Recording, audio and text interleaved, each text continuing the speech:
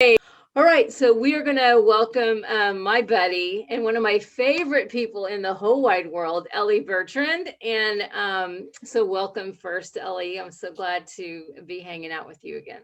Thank you so much for saying all these beautiful things, and I miss You you know that so I mean it. much. You know that I I mean it. know you're awesome. Ellie and I have actually gotten to do a clinic together a couple of years ago. That was so much fun to hang out for a few days and do that here in my hometown of Tulsa, where I live, and that was a blast. And but we haven't really seen each other much since then, or at all. Maybe have we Yeah, seen no, each other since? I Maybe think at it's. NAM, I maybe the think I year after. skipped last year, so no. Oh yeah. So what happened? Before no. So oh my gosh, it's been too long. We We're were gonna have to fix young that. last time we saw I each know, I other. know, I know. Hi Sonia, welcome, and Hi, Susan and Sonia. Michelle. I'm so glad that you guys are here. We're gonna have a bunch of people joining us as we talk, but let's just get kicked off. And I'm just gonna ask you, Elie, can you tell us a little bit about how you got started drumming? What made you want to choose drums over some other thing? So I started, I was a young girl. I was 5 years old. Okay. And so both my parents met through music, but they never, well, they tried to do it professionally, especially my mom, but it was a little harder in the 70s, I guess, for women to push through that. So they were always very supportive of me wanting to play music. And I started at that age because my sister was born when I was 5 years old. So I wasn't the center of the universe anymore for my parents. So it was a good outlet for me to just kind of, Sammy, hi. Hi, how are you? Good, good. How are you? Good. Good to Yeah, see you. good to see you too. Yeah. So go That's ahead. it. Your sister was born. You decided this would be a great thing for you to get to do. That's it, because I was like, I have ADHD still as an adult. And so drums is perfect to like keep me occupied and, keep me out of trouble. And I fell in love with it. I was very lucky from the very first teachers. I've had amazing mentors, and um, my dad got into the business of building drums for a minute. And so I got to meet a lot of people, and it was super cool, and everybody was involved when I was learning. So it's cool. It was fun. Very good. So at 5, though, what made you choose drums over some other instrument? Frankly, I'm not sure. I think I was always like I am today, hyperactive, so it kind of made sense. I loved it because I thought it was cool. It looked cool, and my dad plays percussion, so he could Okay. help, and assist. And yeah, that's it. My uncle had a kit. I tried it out, and that was it for me. That's fantastic. So through school, junior high, high school, did you play in the bands at school? I did. Unfortunately, in Canada, especially where I live in Quebec, is very different than in the US, the music in school. So I did as much as I could, but there's not that much music in our schools. Though my parents were very, very awesome, because so now it's a popular thing here, but back then when I did it, it was a brand new program. You could go to school in the morning and go to music school or sports in the afternoon. Oh, Back nice. then it was stupid expensive, and you had to like have insane grades. That was literally the only thing that would keep me in school. And also it was awesome because like your whole 8 hours was like in 3.5 hours, so I really had to focus. It was perfect for me. And so I did that for 5 years, and that was super cool. But I started playing gigs at like 14. So my parents dragged me into bars to play. And so I hear this story so often from these interviews that I do. Girls that are way too young to be in bars are playing, drums for acts that are in bars. But at that time, though, it really wasn't that frowned upon. I think now it would be in the yeah, PC culture that we're in. I don't think that would fly too easily. But back then, it just people would let it slide. for So sure. I'm glad that you got to do that, though, because that probably built up your confidence in playing wherever. Oh, for sure. And it was super cool, especially that first band. Everybody could have been my parents, if not older. So I learned so much, and they were amazing, but they still are amazing players. So it was a really, really cool opportunity I got. What kind of music were you playing? Uh, Country, blues, and rock still kind of am what I love. I was going to say that's right where you live. Yeah, Yeah. I dabbled a bunch of things, but I always go back to my roots. So Yeah. That's fantastic. Okay, so from there, you graduate high school. Did you then go on to higher education with music, or did you go straight into traveling with bands, or what did you do musically after that? well, I had. Hang on one second. I'm going to mute some. If your mute is off, I'm going to have to put a mute on. Okay, go ahead. So I had worked real hard to join a college here in Montreal that's like very known in the French world anyways for music. So I had auditioned for that, and I had auditioned for Scarlet Sins, who was like, I guess, the band that made me popular in the beginning. And it was a big debate, but I decided to not go to school and to follow my heart. And I went on tour, and it was wicked because within, the first year I was playing with Tommy Lee and winning Grammys, so I'm really happy we did that. Oh my gosh, what an amazing choice that you made. If you're going to do this for a living, you might as well put both feet in and learn the ropes. This is going to be your life. I can see the benefit of going, if you're going to be teaching, or if you're going to be if you need it for a different reason, but for what you're doing, obviously you did the right thing. So you went on the road. Was it international? Was it just Canada? Where did you guys tour? So with that band, we played mostly in North America and mostly on the East Coast, but we traveled a bit around, and that was awesome. And then, with other bands, I branched out outside the country, but yeah. So you said Tommy Lee. How did that come about? So randomly we won a contest and we opened up for Motley Crue. It was super gosh. That's all. We signed up and we won. It was so random. That is surreal. Yeah, it was so crazy. And I will always remember that day because it was like a 20-minute set. It was super short. And for me, it was my biggest gig ever at that moment. And, we got on stage. I barely remember anything, but I remember looking to my left and seeing the whole band rocking away. And Tommy Lee just like, yeah, I was like, wow, this is what's going on. Is this my life? Right. And imagine I was 17 when that happened. Wow. I was a kid. I could not believe it. I was crying. How awesome for you, though. Oh, it was amazing. Okay, so you were with Scarlet Sins for a bit. And how long did you play with them before you guys disbanded?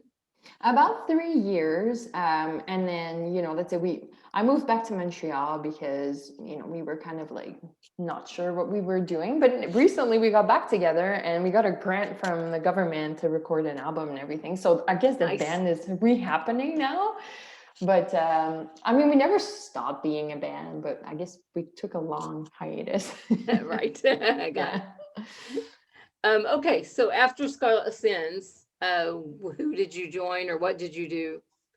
So after I really went full into being self-employed, a hired gun, whichever you want to call it, and I loved it. I always miss being part of a band because I miss that teamwork and working together for something. I'm all about team sports and having I just opened up 2 businesses this year because I was like, I need to do things. I love to work with people, but I also wanted to be able to play many styles because sometimes I just all I want to do is play country, and then other days I want to play Katy Perry. So I didn't want to have only one gig. So that's what I did. I joined a bunch of corporate bands, and then I played for different artists, and I got to travel the world, and it was absolutely amazing so far. That is fantastic. Yeah. So looking back, can you think of 1 or 2 concerts that you did or venues that you've played that they stand out in your mind as this is the most fun that I've had playing? Well, that's a tough one because I feel for my personal career, there's key moments like drum events, obviously, that were incredible. And I'm super proud to have done those. But on a musicianship, like as a musician, I would say I would still say playing with Scarlet Sins when I was 17 is still my favorite to this day because it was our stuff and we were playing our songs and it was super cool. And I remember like sometimes I look through pictures and I see my face and I feel that energy again. Uh-huh. So I really I miss that. And but that there's a show band I was part of and we played all sorts of random events, including casinos in the US. And like, we played all sorts of events, like super rich dude who throws a party for his wife's 42nd birthday, like random events. And we had amazing times there too, because for the only times in my self-employed status, I really felt still part of a team, even if it wasn't like our band, it was still like cool to be hanging out. And we had played a show on Ellis Island looking like at the statue, what's the Liberty statue? Oh my God. Statue of Liberty. Merci, that was my French coming out right there. Right. And that was a cool sight. That was a cool party. Yeah, Nice. it was fun. Yeah. That's awesome. So Yeah. I know that you've got lots of really cool endorsement deals. How did those come about for you? Again, super random, very lucky, grateful for just how things happened. So there's this very popular it's mythical store in Montreal called Steve's Music, and now they moved, but before it was like the hang. You would go there, like Adam Sandler stops by there still today when he's in Montreal because it's so cool. And so I started hanging out there. I was like 12, 14, whatever, like digging the gear, looking at stuff. And it's not that long ago, but it's long ago enough. Can I say that? It's been that long that not that there wasn't that many female drummer, but there wasn't that many female drummer. Like, you know, back then I was looking at, you know, the obvious ones, but it wasn't like a thing. So it was still kind of special. So they took me like their big sister or their little sister. And so one of the guys, the store manager, Lenny, is still there, and he helped me a whole lot. And there's another guy, Reg, who then left there and started working for Pearl. So they both kind of like opened doors for me and supported me my whole life, my whole career. Always, still to this day, I'm still like so close to them, especially Reg. Like we work together on random things and it's awesome. Nice. We plant flowers together now. That is fantastic. So you were with Pearl. I know that you're with Savian. Yes. What head company are you with? Evans in Canada, it's kind of like, I think we're all Evans, I guess, because they're really present here, and it's owned by, well, in the US too, D'Addario, but the Davidson family who run the Canadian branch are absolutely amazing. They're very involved in the community, so it's very cool to be part of that. That's fantastic. And what about Styx Company? Women owned Regal Tip. I've been fantastic. With them for a while, yeah. And it's cool because it was started by the father, but then it's all the daughters and the granddaughters now that handle the company. So it's a cool jam to be doing business with them. That's fantastic. I love to hear that. I didn't realize that about Regal Tip. Yeah, but most people don't know. It's not a thing they put out, but it's women who run the business, really. I love that. Yeah. I love that. Very cool. Okay, let's take a break real quick, and I'm just going to open it up to you guys, Sam or anyone else that has a question for our girl Elie. Please feel free to ask her a question. Sammy, it's last time I saw you, we were like very young. It's so long ago. Holy crap! And we live so close. It's insane. Yeah, but you live in the same part. You live in the same part of Montreal. In Canada. No, but we're within 45 minutes of driving. You know, we should be hanging out more often. Yeah, stupid pandemic. Yeah, for real. That's- Seriously. I have a question. Go ahead, Susan. Quickly. Yeah. Thank you Oh, so much. Elisa. Ellie, Yeah. what advice do you have for everyday practicing like certain rudiments, or what is it every day that you're committed to that will help us improve? Listen. So the guy who made me want to play drums in the past 2 years, his name is Simon Langlois. I mention him all the time. He's not like super known, but I wish people would know about that guy. He's a genius. He's developed exercises that I have not practiced in a while. I'm not gonna lie, because I had a little heartbreak with music, but I finally set up drums in my new house and played, and I didn't lose anything because of this guy. So the super trick. His thing is basically, if you practice, so say you have triplets. I know there's an English way to say that, but I have no idea. So I'm going to try to explain it as well as I can right now. So say you have triplets, but you have two hands. So you play, let's say, the two first notes, and then you play the second and third with your right hand. And then so you keep that hand always the same, and then you move 2 hits. So yeah, there's like 3 possibility, and then you change it around. Then you do the same with your feet. Then you do the same with your feet and your hands, not playing the same thing. And, and the day you can do that, you're going to be like golden. You don't have to practice no more. Just do that. That would be an amazing video, teaching video. If you ever sit down to your kid and want to put that on camera and just kind of show us what you mean. Yes.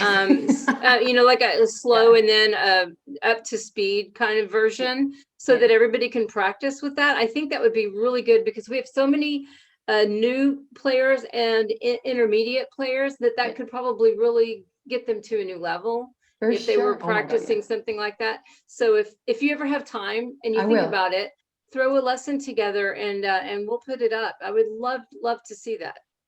I have a purpose now. I will do it. You always have a purpose, but now you have one more thing I'm asking you to do. For sure. Who else has a question? It's so nice to see everyone. It is so nice, isn't it? I get to do this every week, about 3 times a week. That's also awesome. fortunate. I love it so much. If nobody has one, I have another. What style did you start out with? And I know you mentioned so many different ones, and I was surprised with about country. But how do you decide? What do you? Well, I think I will forever and always sound rock and country, even when I play jazz. Unfortunately, it's so embedded in me.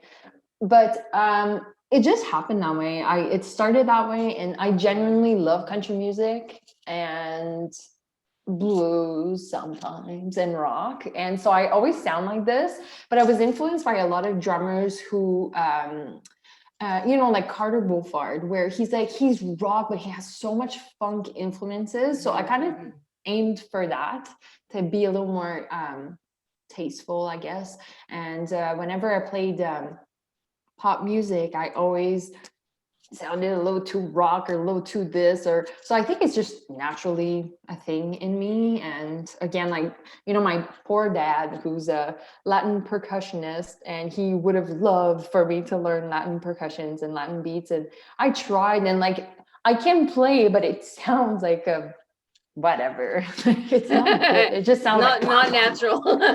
It's not. I don't have the finesse, and I don't have the patience to make it sound good. It's just like jazz, you have the independence, but to have the finesse and to be delicate enough to just play nicely. And I don't know. It wasn't my thing. That's such a brain shift too, to go from that home base of country, blues, and rock, where your backbeat is king, snare and bass, and then when switching over to Latin or jazz, where you're hardly using the bass drum, just for punchy things, and even same with the snare, it's mostly on your hi-hat or on your ride cymbal, right? Yes. So everything is changed around, so you have to have a mind shift to be able to do that and not overwhelm the snare or overwhelm the bass drum when you're switching to jazz. That is really a hard thing to switch. If that's all you've ever played is rock and country, that backbeat is all you hear, that's what you feel. Basically, only Todd Zucherman managed to do it all. My gosh, isn't that the truth? He can play anything that he wants to. That's absolutely true. I did have a question for you. When you were with Scarlet Sins, you said you played your own music. So did you help write the music? I did. The first album was written before I joined. Then obviously I created my own parts. But then we had written a bunch of songs, and I loved the process. Though now that I'm older and more mature, I realize that I'm better off when the song is more almost done, like I would have been a good producer, I think, because I think I have good ideas for like the end, the putting together, but like the production side basically. But for like writing, I don't know. And it's crazy because I learned a lot of melodic instrument. I play maybe a guitar. Can't say I play guitar, but piano and bass and a bunch of melodic percussions. And I understand music, but I don't know. It's not in me. You know how some people are super creative. I'm very like, I might help say. My boyfriend is very creative when it's time to cook.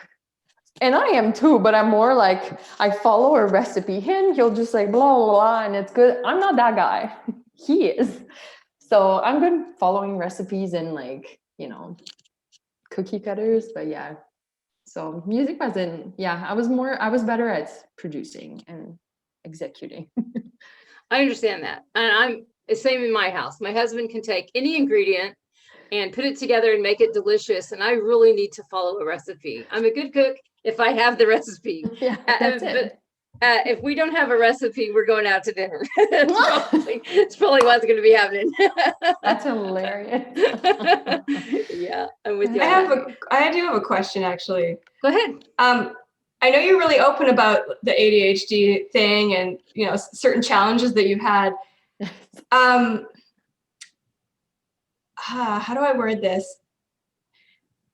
I don't want to go with like the stereotypes of ADHD. My brother has ADHD, so I'm just going to go with what I know about him and even like my own tendencies. But when you're, you have to really focus on things, like even just focusing on a practice regimen and improving and working on certain skills.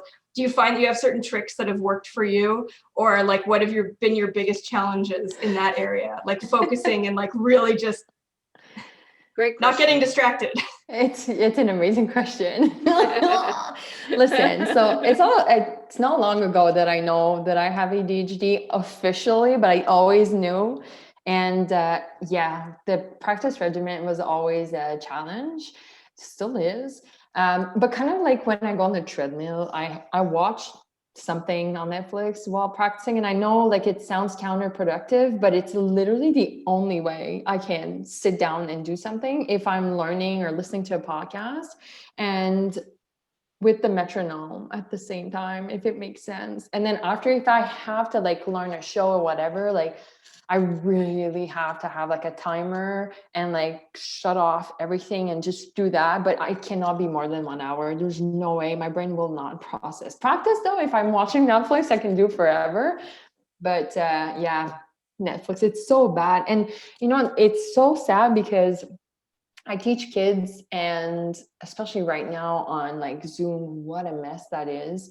And half of them, if not all of them, are ADHD too. I'm not a professional doctor. I don't know that, but I feel like they are. And I know the parents get so impatient when they're like not paying attention, but I know when they're in the lesson that they're listening. And then even if they don't practice, they get better. So yeah, if they watch TV and play jokes, I give them practice time in front of the TV because I feel it. I get it. So it's like your body is following the metronome and getting the muscle memory while your brain is like doing something else. Exactly. Exactly. Love it. That was a good question. I like that. That's funny. I have ADD too. It seems like more and more coming out of the woodwork. Like we're finding out all these drummers have ADD, and I wasn't diagnosed until a year or so ago. But oh my God. like I've been I've had that issue since I was a child. Like I was really good in school, but like would always get bad marks in time management, and just Me like too. I would just wander Same. around and not do anything. And that's still pretty much what I do around my house, is just wander around and not complete anything ever. But I started playing drums when I was 9, and I noticed that drumming really helps me focus. It's almost like a moving meditation, because it's not just sitting there and telling your brain to think about one thing. It's like you're doing a bunch of things at one time when you play any kind of drums. So, and then like it's a whole lot of multitasking. So it almost like when I started learning to read music as a kid, like I liked the reading music even better than the playing the drums, because it gave my brain a puzzle to chew on, like something to really work on. And so I've noticed that like when I'm really scattered, like I'll put on really complex, like really progressive music, and it will give my brain like something to, it's almost like the overstimulation. It will give it something to think of, like what meter is this? What is the drummer doing? What is the guitarist doing? What's this guy doing? Because, then it like kind of causes it all to calm down, if that makes any sense. Oh my God, 100%. Everything you said, yes. That's so funny. I get it. Oh my gosh. That's Can I really ask funny. a question about metal and heavy rock in terms of double bass? What tips or suggestions do you have for just starting out with that, for getting better? Practice your left foot. It's the one that will always suck. Okay, another amazing teacher I had, he would always train us to play with the hi-hat heel, keeping the tempo, or helping to work your internal metronome, I guess. So if you can apply that even when you're not playing double bass, so just like a straight, beat, if you always keep the tempo with your heel on the left, already you're gonna like let your brain know that you have a left foot. And yeah, I think that, and just being very, constant, it's hard. And I think also one thing I wish someone would have told me earlier is don't be afraid to play with the settings. And even if it looks weird or some people find it weird, just if it works for you, go for it. And I was like always following a recipe a little too much sometimes. And at some point, like for me, my beaters, the left one was a little less far from the skin than my right one, and I know it doesn't make sense, but for me it did make sense and it helped me. So like stuff like that, that's just weird. If you need that, just go for it. What is a pedal that you really prefer? A double bass pedal? So when I was more into metal, I would have answered right away, direct drive, anything. For me, it was the Demon direct drive. Now that I don't need speed as much, for sure chains, I'm old school like that. I love it. I have an old Eliminator, and I love that pedal so much because the beaters are so heavy and there's just like a groove to them that I adore. Okay, that's good to know. What about you, Sam? I know that you play double bass as well. What pedal do you prefer? Yeah, so I use what Elie used to use, which is the Demon Drive's direct drive pedals. I love them because they're light. They're not as light as the Axis pedals, but they're not heavy like the Tricks that a lot of like really speed drummers will use. So I think that they're like a happy medium, but they're awesome. And you can switch from like a long board to a short board, which is nice. Yeah, and it's easy to do too. That long board setting is awesome. It really makes a huge difference. I remember when I switched from, I don't know if you experienced it that way, but when I switched from the Eliminator to this one, I gained like 20 BPMs by doing nothing. Literally, it was just like a brand new diet. It was insanely cool. It was an adjustment. It was definitely an adjustment. Like going from chain drive to direct drive is an adjustment because you're not used to it. But within like a week and you're playing it every day, it's like, yeah, everything's smooth. You're more relaxed. I feel like you're fighting less with the pedals. Agreed, 100%. Okay, so would a direct drive be something that a single pedal player would want? I guess, but again, I feel like it's very different for everybody. I feel that they're extremely expensive, not for nothing, but like almost in the sense that you can achieve anything.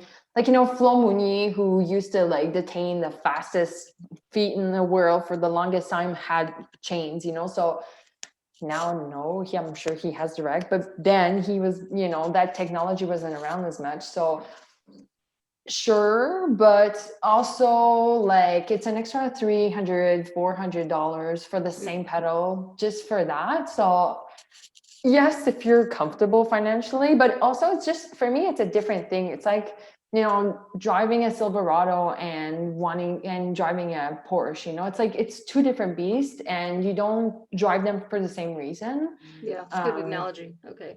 Yeah, it's the country of me. I like it. I like it. Oh my God, I can't believe I said that. No, but you know what? That's going to make a lot of sense to people, because we're not only going to have these, 8 people here. Lots of people are going to be watching it when I post it to social media and to YouTube and everything else. So your answers are going to be very helpful. You too, Sam. Thank you for chiming in on that. What other questions do you guys have for Elie? I have plenty of questions, but I don't want to take up everybody's time. Okay, well, let's move on then. You mentioned real quick that you had won Grammys. Can you talk about that? Okay, so we didn't win Grammys, but we were on the short list, and that was huge because we were self everything, and some people helped, obviously, but when you produce your own stuff, to be on that short list was crazy, and especially back then it was still like the rock-ish era. So that year, I'm sure Metallica. Who else? Well, oh my God, Tommy Lee's band. Jesus, I'm crazy right now. I'm losing my mind. What's their name? Motley Crue. Thank you so much. I was going to say Styx. That's not right. You weren't thinking Todd Sucherman. Yeah, that's it. There's a bunch of bands like this releasing albums, and the shortlist was 10 bands. And so we were on the same list as, like, I think something like Scorpions or like some crazy band were releasing albums, and that's it. We were there. So it was amazing. And then obviously that amazing. Really helped us. Yeah. It was super awesome. And so after this, a lot of amazing things happened, but then also we disbanded because no one agreed. Now we're all best friends again, but back then it was very shitty. Yeah. Well, that's too bad. But I hear that so often. Little disagreements, you just can't work it out. But a lot of times people will come back together because they realize how much they miss the music they made together and the fun that they had together and all that. So I'm really hoping that this works out for your band. Oh, thank you. Yeah, that would be awesome. Okay, so did your band ever get to play like TV or award shows, anything like that? That band did not. We played a bunch of heavy events though, but I played after as a self or hired gun. I played the TV a lot, and that was always like fracking more than like, arenas are stressful, but TV for me, I don't know why, always made me more nervous. Really? Why? Yeah. You don't know why that would be? I think I know when I'm home watching a show versus when I'm in the crowd, it's very different experience, and I have more time to analyze the little details. So it's so like dumb of me to have put that pressure on myself of like, oh, people will be like watching me like this. But I think I was thinking about that back then. Well, I think we all think that, even if we're putting a video up, that people can stop this and rewind it and scrutinize, did they do that right, or did they not do this or whatever. I get that. I understand that completely. Yeah, you do for sure. Yeah. Okay, so I know that it's been quite a hit for most professional musicians over this last year because touring schedules stopped. All of the things that were making us money stopped. So what have you done over the last year to kind of continue supporting yourself in the music industry? I know that you mentioned that you're doing drum lessons via Zoom. Is there anything else going on? Well, frankly, the first month I was like, okay, it's temporary, blah, blah, blah. And then like 3 months in, I was like, yo, it's the end. For real. It's really also, you know, when I lost and lose the card, but like, you know, I had put a lot of effort into moving to the US, and it's looking very complicated more and more every day. So I had a moment where like I didn't want to hear about drums and didn't want to play music, and I would just always cry when people would talk about music. And also just before, because here in Quebec, especially where I live, we're under curfew. Like we have to be home by a certain time. It's insane. So I don't know, like it's just looking so surreal. And when all of this ends, I hope everything is cool. I have no idea what to expect. So I still play drums. I still see, you know, music in my life. Well, now, not still. I had a moment where I was like, I'm done. I'm never doing this again. Like even giving drum lessons was super hard for me. But then that's it. I picked myself up and spent all summer working with my boyfriend. He owns a landscaping company, and all the service industry has been like insanely in demand because people are home and saving money, and us, we can't even like go nowhere anyway. So you're home, so you're going to make your house comfortable. So I've been helping there, and it's been amazing. I've been loving it. I have been able to express myself creatively, like designing flower beds and like planting trees.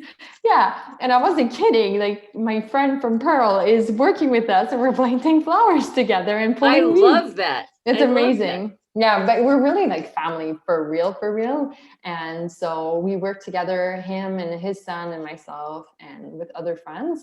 And I started a cleaning business and it's been super successful. I've been working mostly with women and family, and it's awesome. And we like gave ourselves a couple of missions to like support the community, and I've been loving that. So I'm happy now. I'm able to look at music and be super, you know, positive about it. And no matter what happens, it's always going to be in my life. And I really hope I can play professionally again.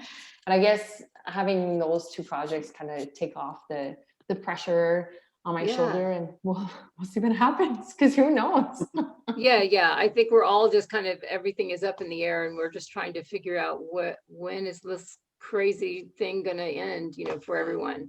It's insane. But at least we get to hang out. I mean, at least we have this technology that we can't see each other in person, which I hate that, but we can see each other at least and talk and hang out. So I'm happy for that. Yeah, for sure. So you guys, does anybody else have anything that you would like to ask Elie about? Go ahead. I have a question. I was on mute earlier, so I'm sorry. Go ahead. I'm still new to Zoom. I know you've played with like a large amount of people. Is there anybody that, well, two questions. Is there anybody that you really want to play with that you haven't played with before? Either drummer, whoever. And what is a good piece of advice that maybe a fellow drummer gave to you that you thought was, I never thought of that. That's, you know, pretty cool and really helped you? Oh, good questions. That's a good question. I have to think about the second one, but for sure, play with, my gosh, anyone that's like Hardy. I don't know if you guys know Hardy. He's a guy from Nashville, and he's written songs for everybody that's on the radio in Nashville. But him as an artist too, my gosh, do I love him. And he looks like a super cool guy. Him and Luke Combs, oh my God, I love his music so much. But I know that's not a possible gig because they're such bros, and that's cool, you know. I really respect that. But yeah, there's a long list of Nashville people I'd love to play with. But wow, a good advice. Well, listen, again, was very lucky, and I'm super grateful. I was part of amazing drum events in my career, and Montreal was really cool for that for a long time, because we had like Steve's was a big part of that, but they used to have drum clinics almost every week, and big Wow. names like, you know, Todd Zucherman, and like we would have Steve Gadd, and like Wow. I don't know if you guys remember, back then they had called it, I think, the BMW tour, because it was Marco Miniman, Chad Wackerman, and other guy there, that Frank Zappa, Terry Bozzio. Oh, And but like, you know, it was stuff like that, and it was like boom, boom, boom every week. And then I was teaching a lot, so I would go with all my students, and it was so cool. And in those events, I got to meet, well, there's a lot of people that gave me good advice, but I want to say Todd Zuckerman always has a great word to say. Mhm. And Brian Fraser Moore, he plays with Justin Timberlake and a bunch of people. He's a crazy, amazing drummer. Yes, he is. Makes no sense. And this guy, it's not so much like a tip that he gave me, just more his attitude and his humbleness. And it's like the guy is 55 years old, looks like he's 23, and plays with JT. He's probably one of the highest paid drummer in the world. Yet he would like go sit in the like at a drum fest. He would go and sit with us, you know, the general public, to watch other drummers, and just like love it so much. And I find, like, for me, he was one of like the biggest expander of like, wow, you can be humble and talented, and, you know, be perfect like him. So I think it's more of that, an attitude thing that I look up to. Great. I love that. Thank you. That was a good question, Michelle. Thank you so Yeah, much for that. It was. I have a question for you.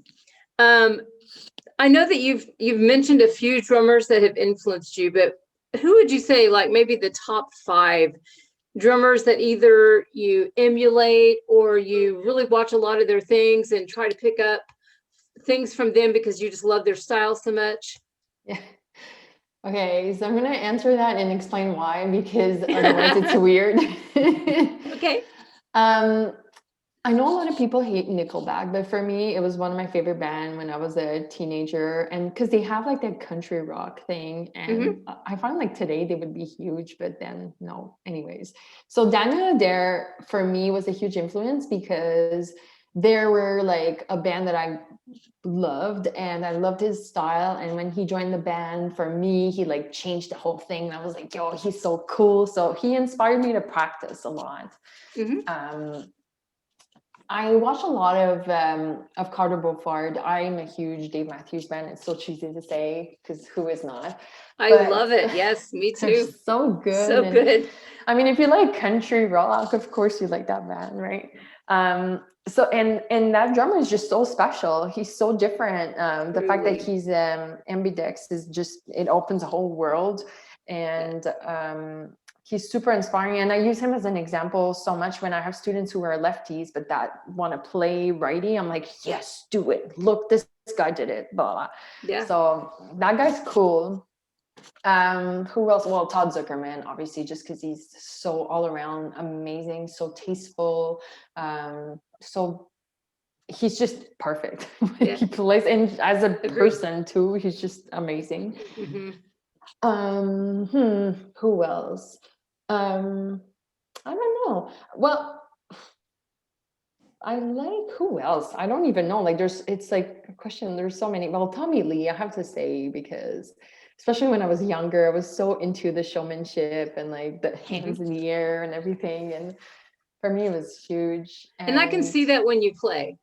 Yeah. I mean, I can see that in you. You have that, you show that. And it's so much fun to watch you play. If you guys have never seen some of Ellie's videos, you have to go check her out. Do you have a YouTube channel? I do. It's Elie Bertrand drums. There you go. One word. You guys have got to watch her play, because it is a blast, and she is so good. And I've gotten to see her play live, which was so much fun. Everybody just loved her to pieces, as I do. So was there anything else that you would like us to know about you besides at the end of this, or now if you have a chance on that on the area where we can do a chat, if you could drop your social media links, that way we Yes. can follow you, and the people that watch it on YouTube and on social media, you will have some new followers and hopefully people that really support your career. So Thank I want to you. make sure that they know how to find you. But I'll share this, of course, with our Drummer Girls United group, and we have a new Drummer Girls United Insta and Drummer Girls United YouTube. So I'll make sure that it goes all of those places as well. So Thank is there you. anything else that you would like us to know about Elie Bertrand? Well, listen, 2 years ago, I would have had a lot to say. Now I'm like, hey, you want recipes to make your own cleaning products? Because I got good ones. I bet you do. Oh, this is Nash, my dog, barking. Listen, I think if I can say one thing is the one thing I'm proud of my career, if that was my career and it's the end of that, I followed my heart my entire career, my whole life I did, but especially taking crazy decisions like moving at 17 years old in a different province, not really speaking English. And as crazy as it was the best decision. And I think it was all based on, I felt like it was a good thing to do. And yeah, I think if there's one thing I can share, it's not like super special to say, but follow your heart and just do it. And it's never too late. And whatever people say, like if you fall, you'll get up, like nothing bad's gonna happen. We all move towards dying. So like, let's have fun while we move towards that, you know? I love it. That's all I have to say. Good advice. Yeah, Good real. advice. Follow That's all your I have heart. to I love say. that. I think so many people are so afraid of trying something new or doing something that seems out of reach, or this seems safe, but this is what I really want to do. And I am a firm believer in kind of leaving safety sometimes to do what your heart is drawing you to. Absolutely. Because that's where you're going to make the memories. That's where you're going to fulfill. I mean, that's where you feed your soul, I think. And we need so much of that, because I think so much of life, I mean, we have bills, we have to pay our mortgage, we have to feed our family, we have to do all these things. So of course we have to have, jobs that pay. And as a musician, there's a reason why there's a term starving artist, because there sometimes can be a long spread before you get paid again for another gig or whatever. So you always have to have those backups, but it is such a good thing to just like find a plan, find a way to do what is going to feed your soul, whatever that is, and figure it out, because it's worth the time and the effort to go that direction. Yeah, beautifully said. I think that's true. You're so right. I mean, you can't let others or whatever, guide your life, basically. Yeah, you have to figure out who you are and what you need, I think. Oh my gosh, yes. My goodness. Side note, I've been doing this self-help course thing. It's called To Be Magnetic. It's a lady by the name of Lacey Phillips, I believe, and she's in LA. Talk about getting to know yourself. I turned 31 last Christmas, and I was like, after the pandemic there, I'm gonna have to like get better at knowing myself and being okay with myself. And that thing has really helped me. And it's true, I guess, like, that's it. It's part of life. You learn and you get better at it, and that's it. So look at you there. You're rocking the world and, doing it amazingly. And, we should all look up to you, actually. Oh no, you need a bar much higher than me. But I am trying to make a mark if I can. I want to do what I can to shine a light on female drummers, because, well, just like I started the Zoom thing last year because everybody was apart, and I just wanted to check in on people and make sure that everybody's okay. So we were just doing weekly hangouts. And then I remember telling my husband, I know that Drumeo has it. You can watch interviews with people, but mostly you see interviews with male drummers, which they're wonderful. But I wish that there was a place where you could see all of the wonderful female drummers that are out there. I want to get to know them. And he said, well, isn't there a place like that? And I said, you know what? I'll just do it. I'll make a place I will make the place that's going to happen. So that's, I mean, it was an immediate thing, and I just had to figure it out. So now we have this, and I want people to get to know you guys because you're amazing. And most people don't even know that y'all are out there. So I think that they should. You're awesome. You're awesome. Well, I am thankful for you. I'm thankful for your friendship and for the memories that we've made together. And I know that we're going to be making more happy, fun memories together for sure. And thank you for taking time out to come and hang out with us today. I appreciate Thank you all for being there. And thank you for hosting this. And thank you for putting together the absolute best drum event ever. I cherish that weekend was so much fun. Oh, I think about it so much because it's like one of the last cool things that happened, really. And It was 2 years ago. Yeah, it was 2 years ago. At least, you were there. That's right. Yeah. I had no idea how to put one of these together. And truth be told, I have never been to a drum clinic before I threw one. What? So I was literally trying to just figure this whole thing out. So I had to pick the clinicians. I had to have them come in. I had to figure out what to charge people, how to bring, I had to talk to, a hotel to host, to have people there. I had to figure out what venue we were going to be in. I had to split up all of the time and figure out how to get people back and forth from the hotel to the airport and all of that. And it turned out so beautiful. It was so wonderful. And everybody had so much fun. Yeah, I loved it. I So think we are about it going to often. definitely be doing that again. My goal was, that was 2 years ago. Last year, the goal was to do 4 across the United States, to split it all up. So we would be in different parts because everybody that came in, almost everybody flew in because I'm in Tulsa. So they were coming in from all over. I was going to take it to LA and Chicago and Austin and different places so people are closer. And hopefully that we'll be doing that again. And if that goes well here in the US, I want to take it to Canada and Europe. And that's just the goal, is to just move this around and let people, the Drummergirls United group, to get to only be there on Friday night. But on Saturday, I want to open it to the public because I want the guy drummers to see these women just killing it on the kit. Great idea. And educating them. And so, but I want us to have like just our little group that we can hang out and hug each other and have so much fun. Just like that little, quality time that we get to have, right? With no distraction. But then on Saturday, I just want the world to see how cool you guys really are. So sometimes I will be a clinician, but most of the time I'll be hosting, and I just want to bring in everybody that can, be clinicians for it. And I think it's going to be a blast, and I can't wait until we get to do that. That's the goal.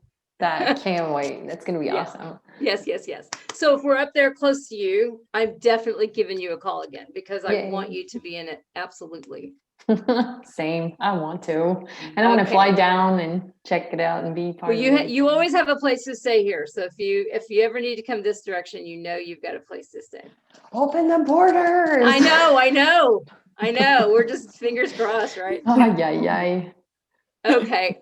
I've taken up enough of you guys' time, and I'm so thankful for you guys. I don't even think you guys realize I wake up happy every day. I wake up thankful every day because you guys are in my life, and I get to do this as my job. And I'm excited every single day that I get to do this, and it's because of you guys. And I really appreciate you. So thank you. Aww. Thank you for having this. That's awesome. You're welcome. Yeah, thank you, and Tammy. and I'm having another person on Sunday. Nicole Hickman is going to be, she's the drummer for I Am They, and she's going to be on Sunday. And if you haven't checked it out, I've got now almost everybody that's going to be on in March in the events tab of our page. All of the events are going to be listed there. I'm going to start doing the rest of March and all of April that I've got scheduled so far. So you guys will be able to plan ahead, and it's also going to be on our calendar that I put up as well. Yay, okay. That's so cool. All right. Thank you. I'm going to let you guys go. I hope you have a beautiful evening, and I love you and thank you. Thank you. Thank you. See you, Talk to you later. Bye. Bye, Elie. Thanks. Ciao.